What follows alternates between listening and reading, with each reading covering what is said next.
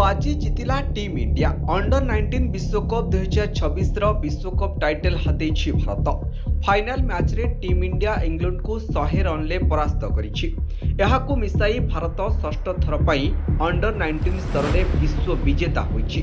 वैभव सूर्यवंशी चमत्कार विस्फोरक पाली एवं बोलर दमदार प्रदर्शन भारत को ऐतिहासिक विजय देइछि। वैभव सूर्यवंशी 175 रन ले विस्फोरक पाली खेली।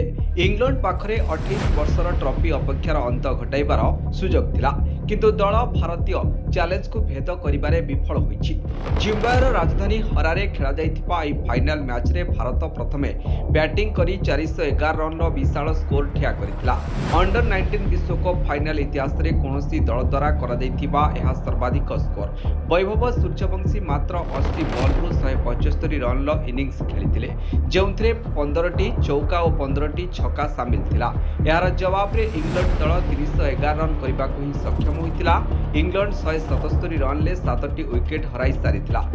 भारतीय दल सर्वाधिक थर अंडर 19 विश्वकप जितिबार निज रेकर्ड को आहुरी उन्नत करिछि। भारत एबे षष्ठ थर पई विश्व विजेता होइतिबा बेले एही तालिकार द्वितीय स्थान रे रहिछि ऑस्ट्रेलिया 4 थर। भारत पूर्वरु 2000, 2008, 2012, 2018 एवं 2022 रे मध्य विश्वकप टाइटल जीति सारिछि।